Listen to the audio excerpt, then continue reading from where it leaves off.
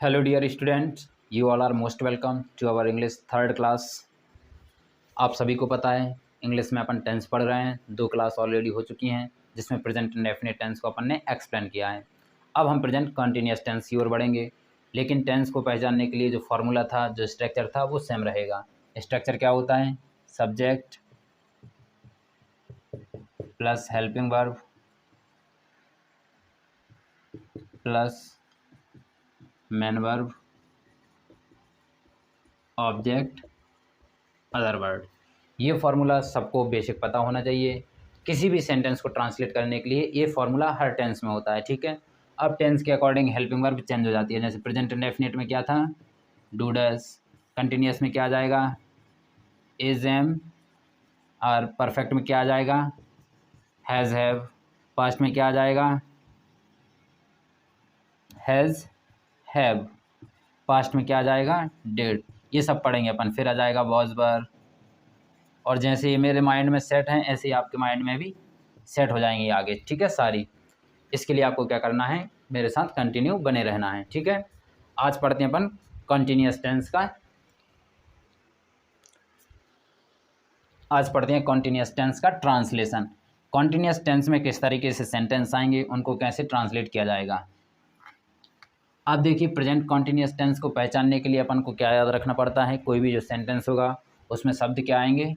जैसे रहा है, रही है, रहे हैं।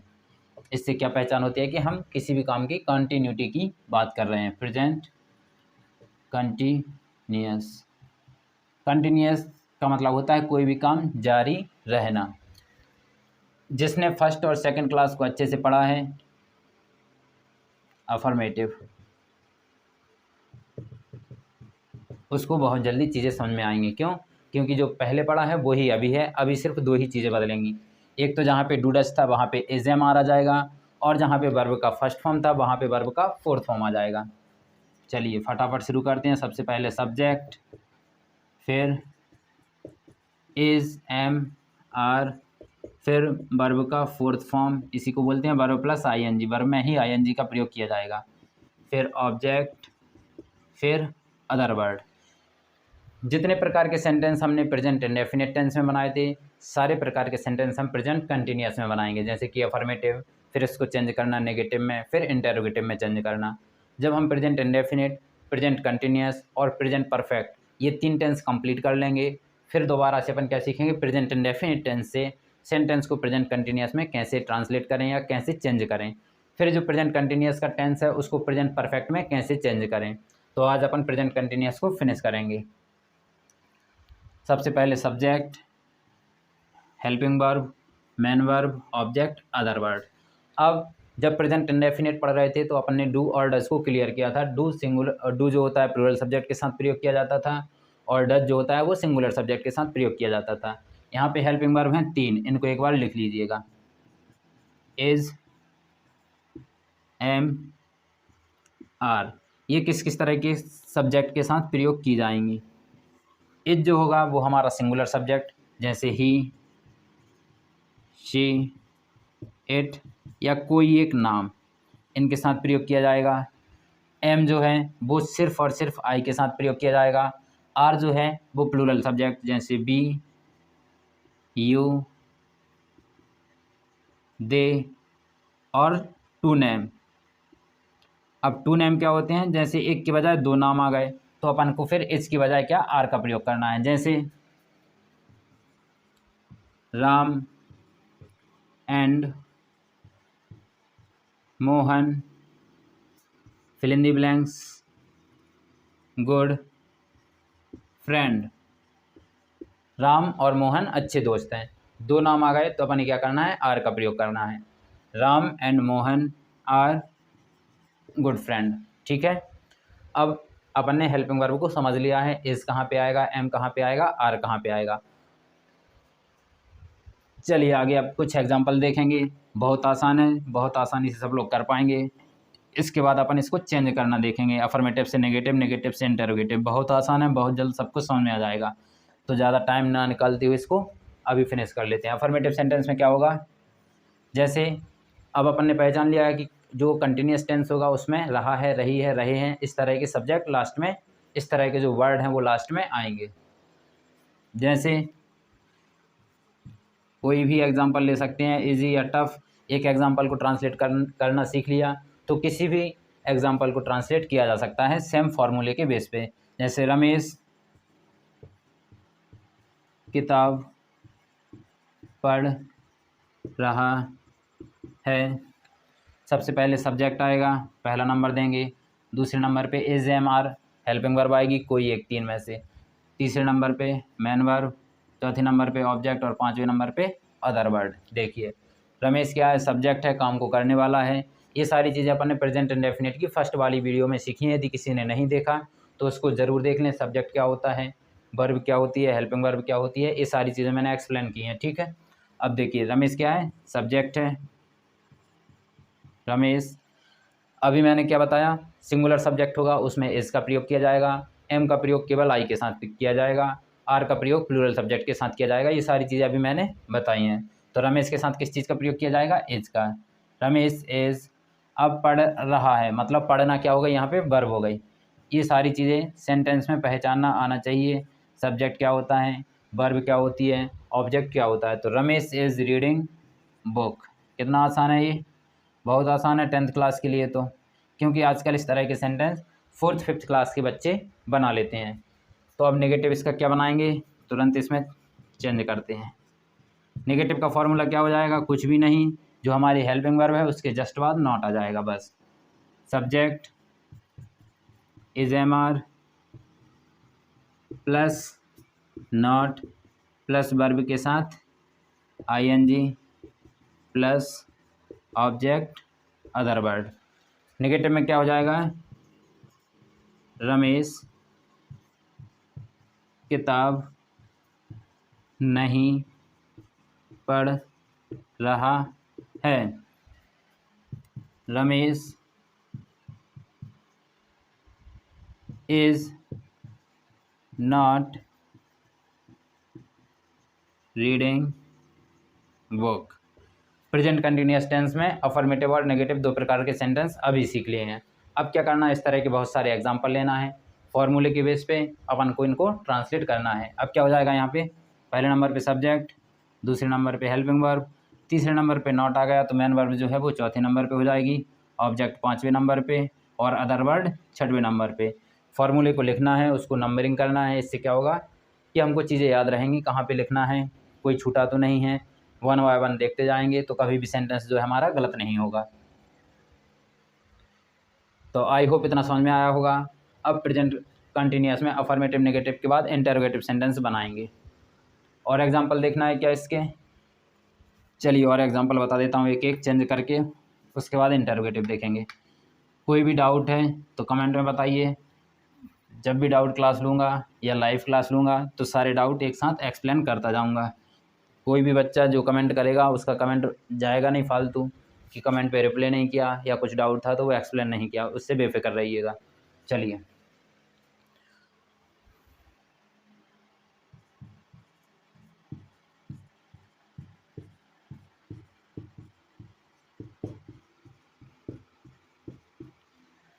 सबसे पहले subject, he is calling me, बहुत आसान है। ही इज़ कॉलिंग मी, वह मुझे बुला रहा है। यदि नेगेटिव करने के लिए बोला जाएगा, ये सेंटेंस मान लो एग्ज़ाम में आ गया पहला और इसको बोला नेगेटिव करें या नेगेटिव में change the sentence into negative sentence, तो क्या करेंगे, ही इज़ हेल्पिंग वर्ब जो है उसके जस्ट बाद अपन को नॉट का प्रयोग करना है तो नेगेटिव हो जाएगा, he is not calling me. इतना इजी तो एग्ज़ाम में आएगा अभी नहीं, he is not calling me थोड़ा सा डिफ़िकल्ट सीखना रहेगा। प्रेजेंट कंटिन्यूअस बहुत आसान है, इसमें सिर्फ जो वर्ब है इसमें आईएनजी लगाना याद रखना है। जो हमारी हेल्पिंग वर्ब है वो हमारे सब्जेक्ट के अकॉर्डिंग सही होनी चाहिए। ऐसा नहीं है कि ही के साथ आर लगा दिया या फिर यू के साथ इज लगा दिया तो गलत हो जाएगा।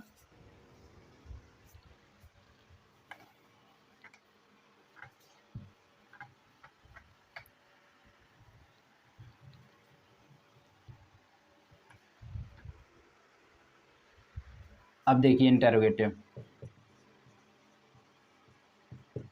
इंटरोगेटिव में क्या होगा, कुछ भी नहीं।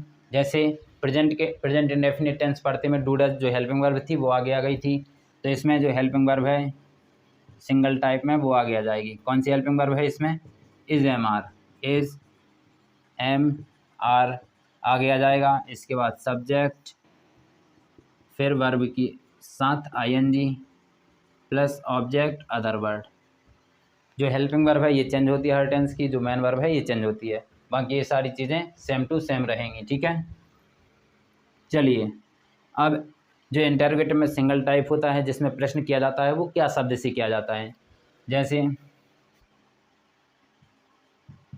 क्या वे आज आ रहे हैं। बे की इंग्लिश होती है दे, जो कि हमारा प्लूरल सब्जेक्ट है। प्लूरल सब्जेक्ट के साथ प्लूरल वर्ब आएगी आर। आर पहले क्यों लिखा है? क्योंकि इसमें सबसे पहले एज एम आर में से एक कोई हेल्पिंग वर्ब ली जाएगी। दूसरे नंबर पे सब्जेक्ट क्या है? दे, आर दे। तीसरे नंबर पे वर्ब आना मतलब कमिंग, कम में आईएनजी लगाएंगे तो क्या हो जाएगा? कमिंग। आर दे कमिंग, आज की इंग्लिश क्या होगी? टुडे।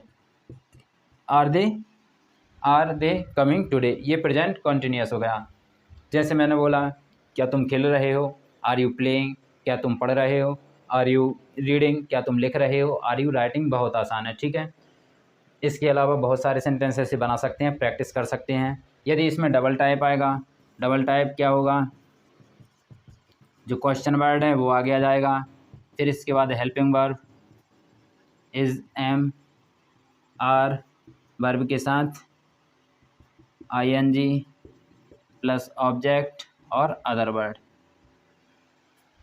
क्वेश्चन वर्ड आगे क्या आ जाएगा कि वह क्यों खेल रहा है या वे आज क्यों आ रहे हैं। वे आज क्यों आ रहे हैं।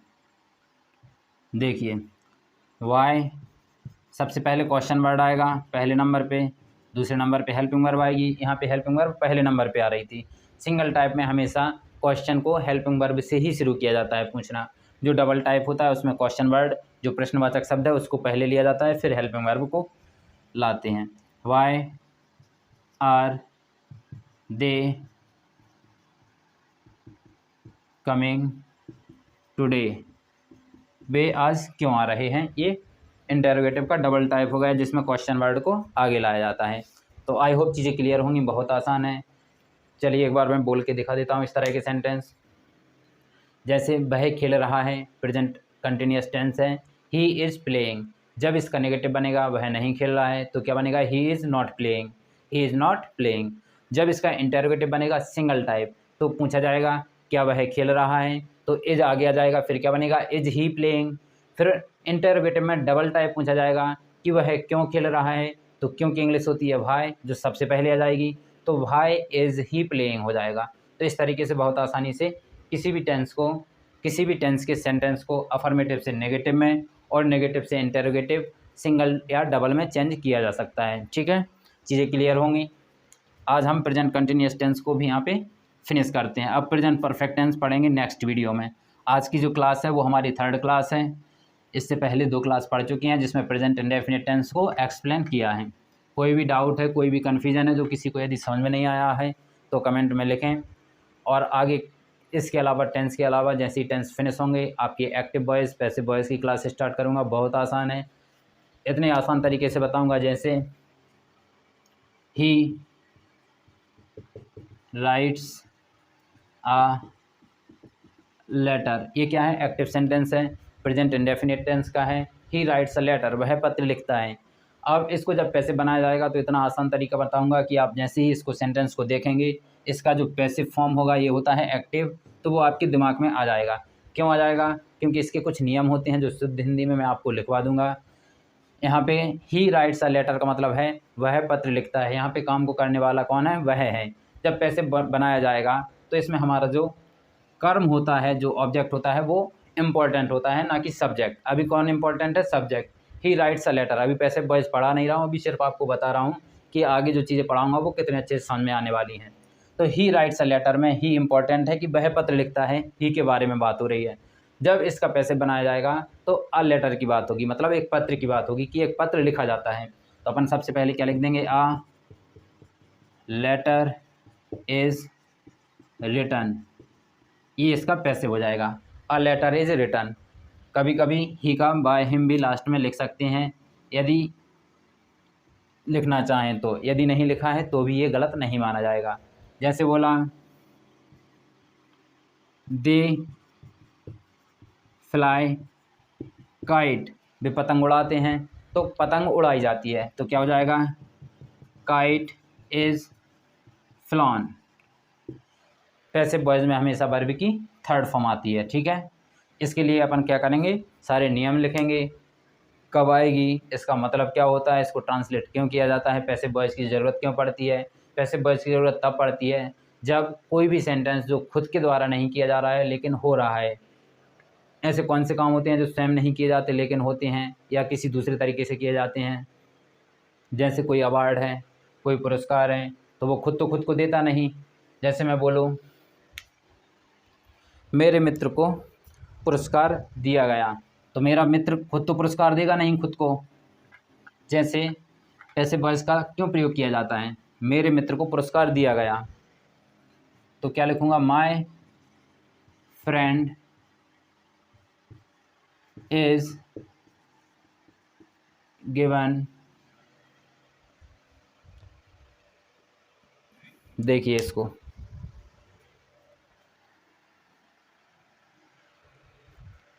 My friend give award.